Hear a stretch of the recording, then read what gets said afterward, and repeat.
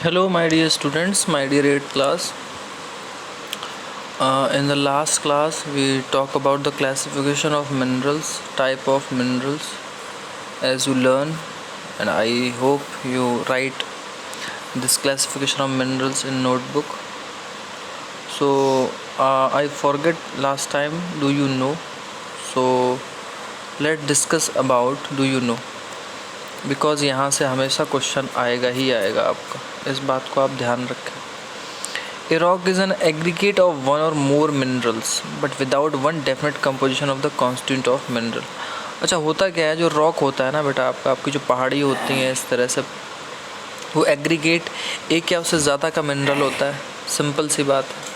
उसमें मेटामॉर्फिक हो चाहे सेडिमेंट्री हो, सेडिमेंट्री जो कि आप 7th में पढ़ चुके हैं, कुछ डेफिनेट कंपोजिशन होता है. ऐसा नहीं होता है कि कोई एक चीज़ ही ज़्यादा है, मतलब एक से ज़्यादा चीज़ें होती हैं, बट सबका अपना में एक डेफिनेट कंपोजिशन होता है कि उसमें इतना % ये मिनरल है, इतना ही है.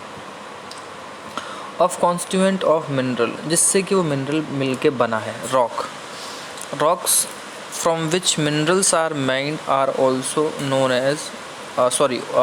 As ores. अच्छा, कई बार आपने सुना होगा iron ore, manganese ore, steel ore का मतलब क्या होता है. तो आप ध्यान रखें कि रॉक जिस मिनरल से माइन होके बनते हैं उसे हम ओर कहते हैं. अब एक सोचने वाली बात यह है कि मान लीजिए तेलंगाना है, आंध्र प्रदेश है, कर्नाटका है, जहाँ से डेक्कन प्लेटू है, वहाँ पे बहुत सारा मिनरल्स निकलता है. अब उनकी पहाड़ियों में क्योंकि वो ओर्स होते हैं, तभी तो हम वहाँ से माइन करते हैं. झारखंड में, उड़ीसा में, छत्तीसगढ़ में, मध्य प्रदेश में, तो उन पहाड़ियों में वो ओर्स हैं, मतलब उनके अयस्क छुपे हुए हैं. वो बहुत सारी चीज़ों के कंपोजिशन से मिल के बने हैं ना रॉक. तो उसमें क्या पता लोहा ज़्यादा हो, क्या पता मैंगनीज ज़्यादा हो, क्या पता सॉल्ट ज़्यादा हो, एवरीथिंग. तो जो चीज़ कंपोजिशन में जितनी ज़्यादा होगी उस जगह उस चीज़ की माइनिंग ज़्यादा होगी. ठीक. All the more than 800 types of minerals have been identified. अगर हम कहें बेटा, बात करें उस बात की कितने मिनरल्स हैं, तो लगभग 2800 टाइप्स ऑफ मिनरल्स हैं, उनको बेटा आइडेंटिफाई किया जा चुका है. Only about 100 are considered ore mineral, और उनमें से सिर्फ 100 को ही हमने ओर की मिनरल्स में कंसीडर किया है, माना है. क्यों? क्योंकि उनका कंपोजिशन कई मिनरल से मिलके बना है, इसलिए. बाकी सब में नहीं है. इसलिए आप देखते हैं कि चाहे टीन हो, चाहे स्टील हो, चाहे लोहा हो, या इस तरह की चीज़ें होती हैं, वो कुछ एक ख़ास तरह की चीज़ों से ही क्यों मिलके बनती हैं, या उनके मिक्सचर से बनती हैं. ऐसे ही आपका क्या कहते हैं, ये कॉपर होता है बेटा, और टिन भी होती है, जिंक होता है, ऐसी कई सारी चीज़ें. ठीक है. तो डू यू नो में आपने रॉक और ओर दोनों के बारे में सीखा, और यहाँ से ये क्वेश्चन भी आता है और इम्पोर्टेंट भी है, तो इसको आप लिखेंगे भी अपनी नोटबुक में प्रॉपरली. ठीक है. हम एक्सट्रैक्शन ऑफ मिनरल्स की बात कर रहे थे स्टूडेंट कल, और वो हम समझने की कोशिश कर रहे थे. ठीक. ये ऑफ शोर ड्रिलिंग हो रही है, और ये डायग्राम आपको अपनी नोटबुक में ड्रॉ ज़रूर करना है. ठीक. The process of taking out mineral from rock buried under the earth surface is called mining.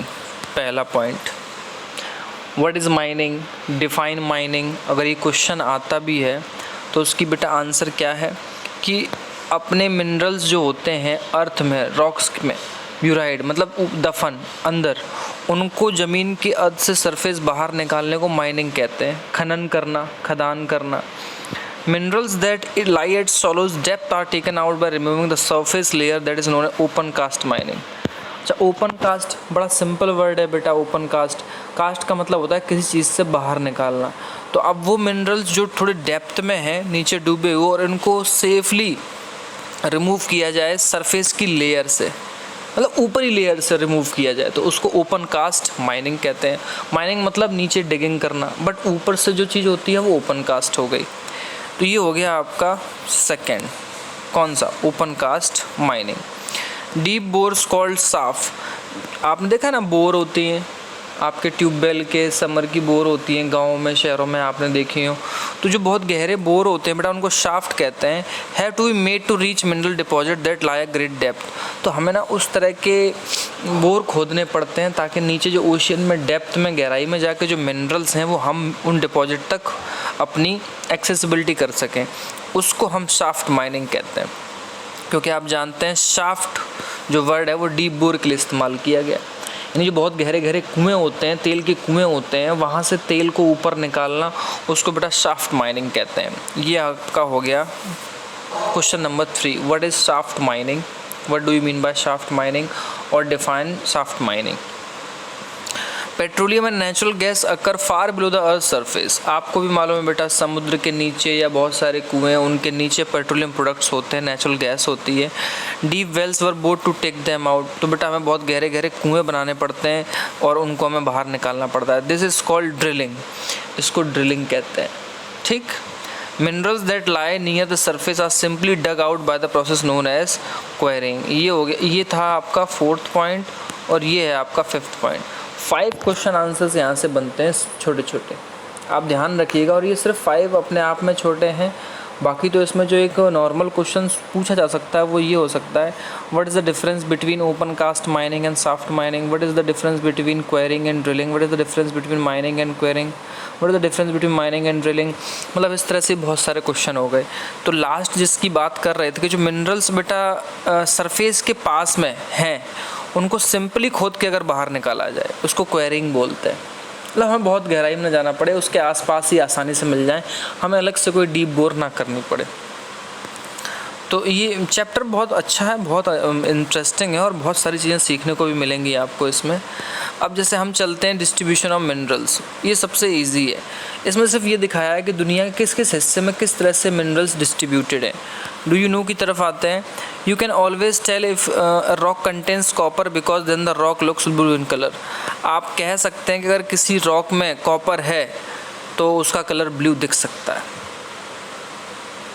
मतलब ये बड़ी बात है क्योंकि हमें तो ऐसा नहीं मालूम है, लेकिन ये चीज़ जियोलॉजिस्ट और जो ज्योग्राफी के एक्सपर्ट होते हैं इतना सारा रिसर्च करने के बाद तब ये चीज़ें किताबों में लिखी जाती हैं। तो इसको थोड़ा सा ध्यान रखें। अगर डिस्ट्रीब्यूशन ऑफ मिनरल्स की आप बात करोगे तो इस चैप्टर में इस टॉपिक में ऐसा कुछ ज़्यादा नहीं है क्योंकि मुझे ज़्यादा पढ़ाना पड़ेगा आपको। रीज़न क्या है वो मैं आपको बता देता हूँ। बेटा इसमें सिर्फ ये बताया गया है कि दुनिया में आयरन, कोल, मैग्नीज़, स्टील, मतलब बॉक्साइट, ये सब चीज़ें किस कंट्री में किस कॉन्टिनेंट में ज़्यादा है। तो उसका एक सिर्फ ऊपरी एक जो समरी है हमें वो पता होनी चाहिए, हमें बहुत ज़्यादा इसकी गहराई में जाने की बिल्कुल ज़रूरत नहीं है। ठीक। तो बहुत सारी चीज़ें ऐसी दी हुई हैं। आप भी जानते हैं कि मिनरल्स कई तरह के टाइप्स रॉक को मिलके बना होता है, जिसमें इग्नियस रॉक भी होता है, मेटामॉर्फिक भी होता है, सेडिमेंट्री रॉक भी होता है। ठीक। Generally metallic minerals are found in igneous and metamorphic rock formation that form large plateau. लेकिन आप ध्यान रखना कि जनरली जो मेटेलिक मिनरल होते हैं, मेटेलिक, वो इग्नियस या मेटामॉर्फिक रॉक्स पे ही मिलते हैं। ठीक।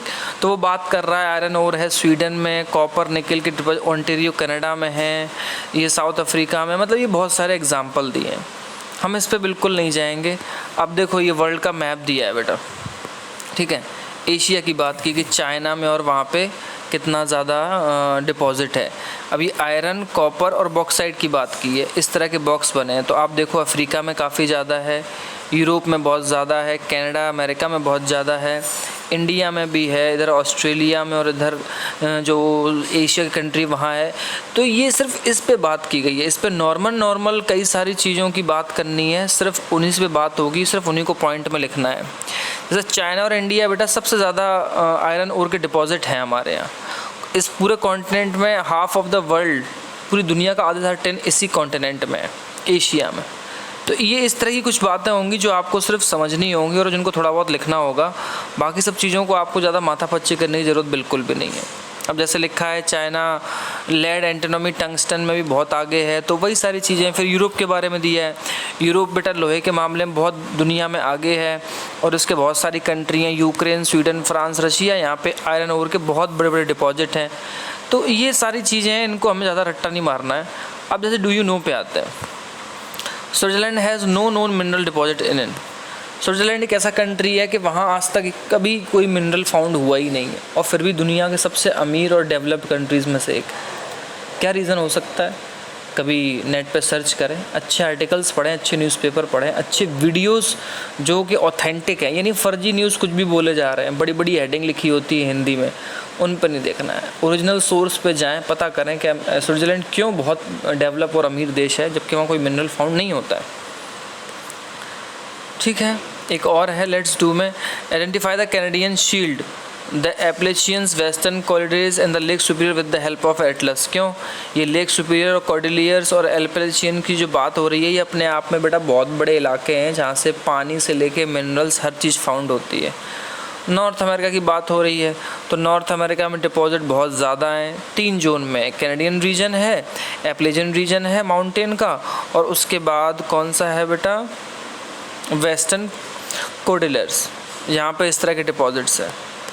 तो बस यही सब है, आप देख सकते हैं। अगर आप वर्ल्ड का मैप देखोगे तो आपको वही सब दिखाई देगा। ये नॉर्थ अमेरिका है, ये साउथ अमेरिका है, ये साउथ अटलांटिक ओशन है, ये Tropic of Cancer, Capricorn line गई है, ये ट्रॉपिक ऑफ कैंसर गया हुआ है बेटा, sorry Tropic of Cancer, yes, और जो ये लाइन गई है वो इक्वेटर है, 0 डिग्री।